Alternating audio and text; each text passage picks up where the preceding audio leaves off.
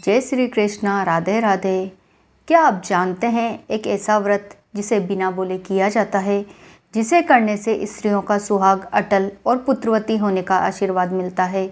जी हाँ दोस्तों, आज हम आपको सुनाने जा रहे हैं 8 सौभाग्यवती व्रत कथा यानी अबोली पड़वा व्रत की अद्भुत पौराणिक कथा, जो माता पार्वती और भगवान शिव से जुड़ी हुई है। अश्विन मास के शुक्ल पक्ष की पड़वा के दिन यह व्रत किया जाता है। इसे अबोली पड़वा भी कहा जाता है, क्योंकि इस दिन पूजा करने वाली महिलाएं बिना बोले पूजा करती है, कथा सुनती है और खाना खाती है। यह व्रत 9 वर्ष के लिए किया जाता है। इसमें विवाह के 9 वर्ष के पश्चात उद्यापन करके 9 महिलाओं को भोजन कराया जाता है व सुहाग की सामग्री प्रदान की जाती है। इस व्रत में मिट्टी के शिव पार्वती बनाकर उनकी पूजा करने का विधान है। 9 मीठी पूरी और 9 खाजे बनाकर चढ़ाए जाते हैं, जिन्हें बाद में ब्राह्मण को या किसी गौरनी को दे दिया जाता है। साल 2025 में 8 सौभाग्यवती व्रत या अबोली पड़वा का व्रत 22 सितंबर सोमवार के दिन किया जाएगा। यह व्रत नवरात्रा स्थापना के पहले दिन किया जाता है। अब जानते हैं इसकी कथा। पौराणिक कथा के अनुसार राजा हिमाचल के 2 पुत्रियां थीं, राणादे और गोरादे। जब वे दोनों बड़ी हुई तो एक दिन राजा हिमाचल ने अपनी दोनों पुत्रियों को बुलाकर पूछा कि आप तप तपोगे या वर वरोगे।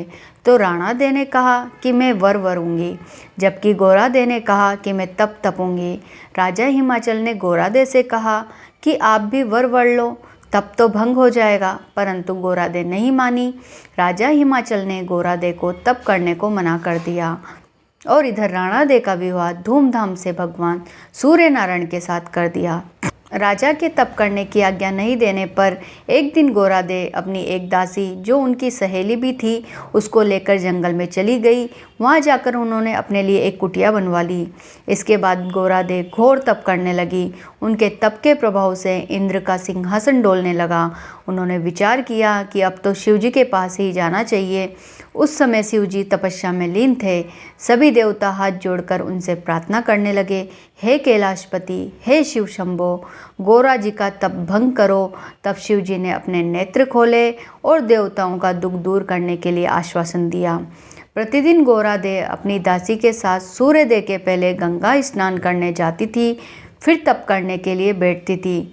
एक दिन शिवजी गोरादे के सोकर उठने से पहले ही नंदी के साथ उनकी कुटिया के पास पहुंच गए और नंदी को बोला कि तू कुटिया के चारों ओर गोबर की थैल कर दे।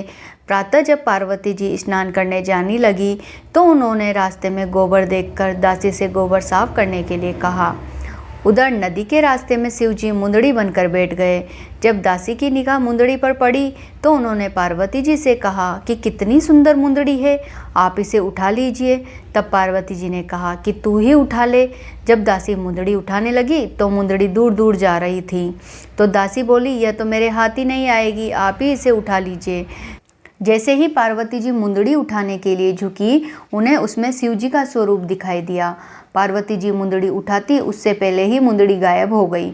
अब पार्वती जी स्नान करने चली गई। दूसरे दिन भी शिवजी नंदी के साथ आए और गोबर की थैल करने को कहा। नंदी ने वैसा ही किया।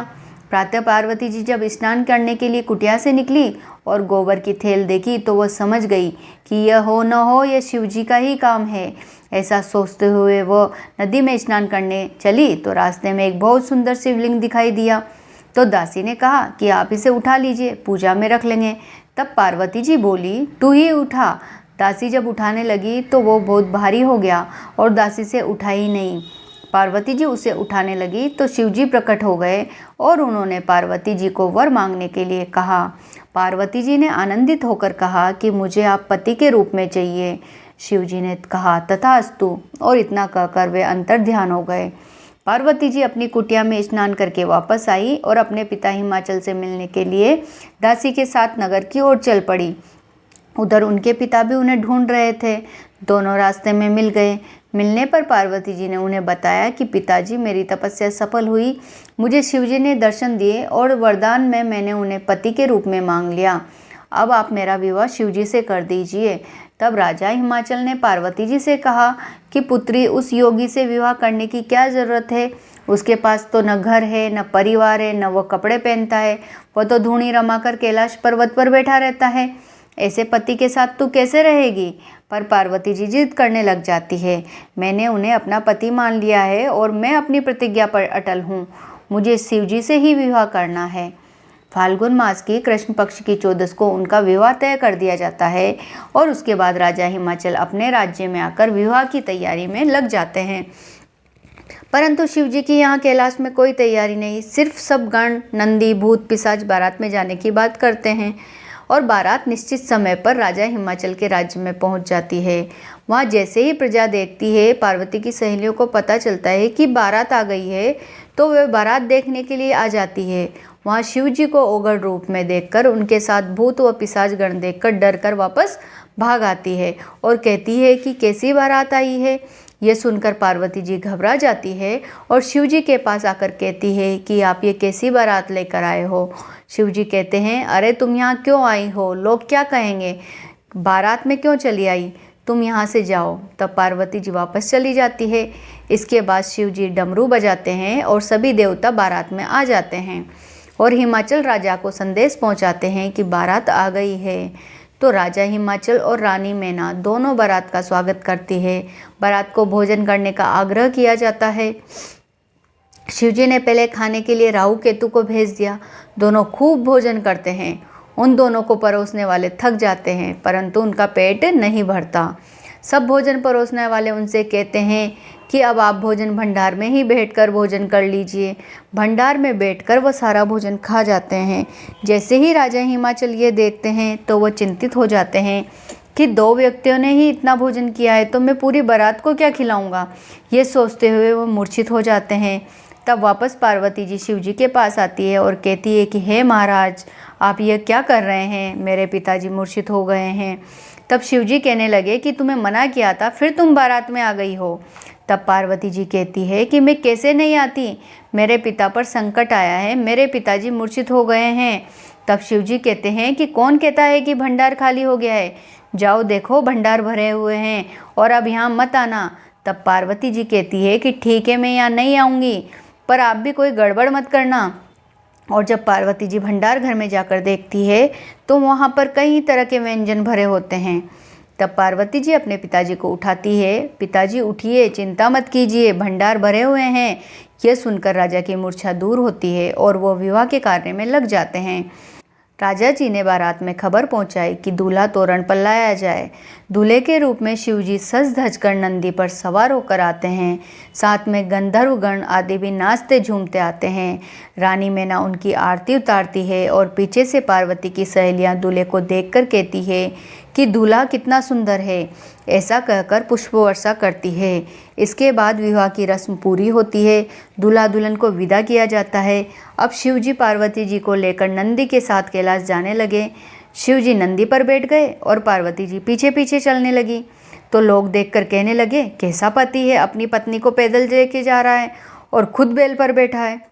शिवजी खुद पैदल चलने लगे, पार्वती जी को नंदी पर बिठा दिया। तब भी लोग कहने लगे, कैसी पत्नी है, स्वयं तो आराम से सवारी पर जा रही है और अपने पति को पैदल ले जा रही है। तो शिव जी भी नंदी पर सवार हो गए और पार्वती जी पीछे पीछे चलने लग गई। दोपहर हो गई तो धूप में पार्वती जी के पैर जलने लग गए। वे शिव जी से बोली कि धूप बहुत तेज है, पैर जल रहे हैं। तो शिव भगवान बोले कि आप हरी धूप पर चलो। पार्वती जी जैसे ही हरी धूप पर चलने लगी तो धूप सूख गई। फिर प्यास लगने पर पानी पीने तालाब पर गई तो तालाब सूख गया। इसी तरह सुस्ताने के लिए पेड़ के नीचे बैठी तो पेड़ सूख गया। इस तरह चलते चलते वे लोग काशी नगरी पहुँचे। काशी नगरी के नागरिक और राजा रानी को यह समाचार सुनकर बड़ी प्रसन्नता हुई। वे स्वागत करने के लिए काशी की रानी स्वयं अगवानी के लिए जाने का निर्णय लेती है। वे तुरंत ही सज धज कर पूजा का थाल सजाकर ढोल वाले और गाने वालों को लेकर शिव जी और पार्वती जी को लिवाने जाती है।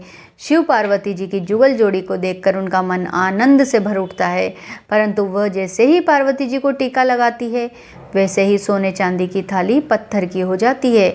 गाने वालों के मुंह टेढ़े हो जाते हैं। यह देखकर शिव जी पार्वती जी दुखी होकर वहां से आगे बढ़ जाते हैं। काशी के राजा रानी और नागरिक उन्हें कैलाश पर्वत के लिए रवाना कर देते हैं। इस तरह शिव जी पार्वती जी को लेकर कैलाश पर आ गए।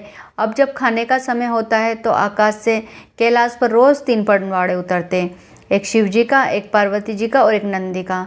शिव जी और नंदी तो आराम से अपना भोजन करते, परंतु जैसे ही पार्वती जी खाना खाने के लिए बैठती, उनकी पत्तल में कीड़े चलने लगते।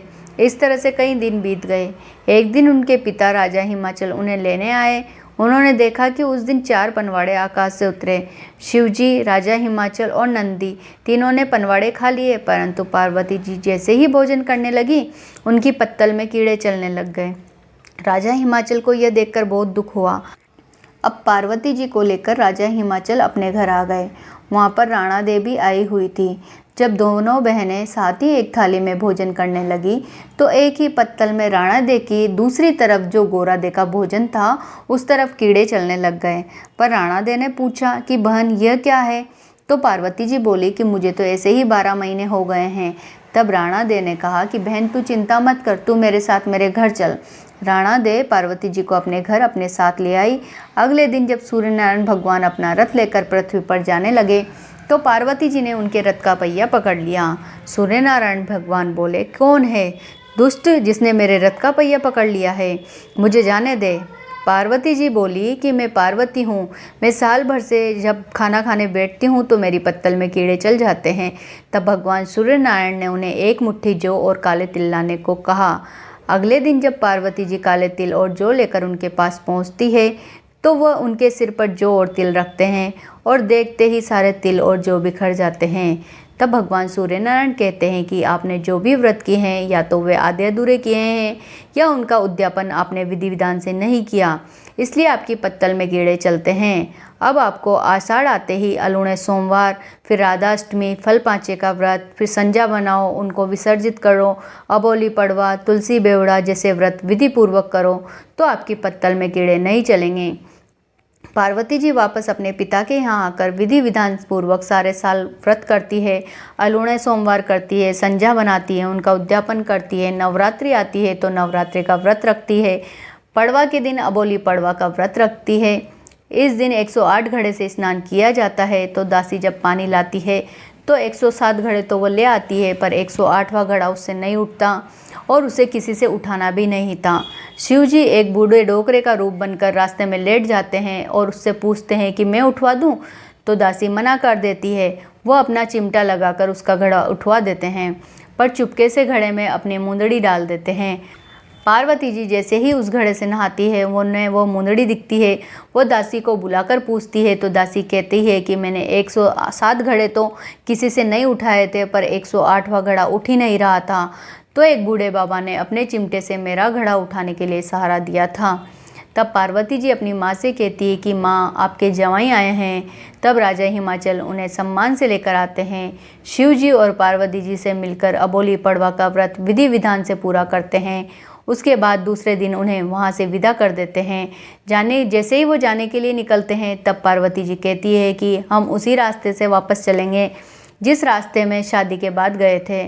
चलते चलते रास्ते में धूप लगी तो पार्वती जी उसी सूखी दोब पर चलती है और दोब वापस हरी हो जाती है। प्यास लगने पर पुनः तालाब पर पहुंची और पानी पीने लगे तो तालाब भी लबालब भर गया।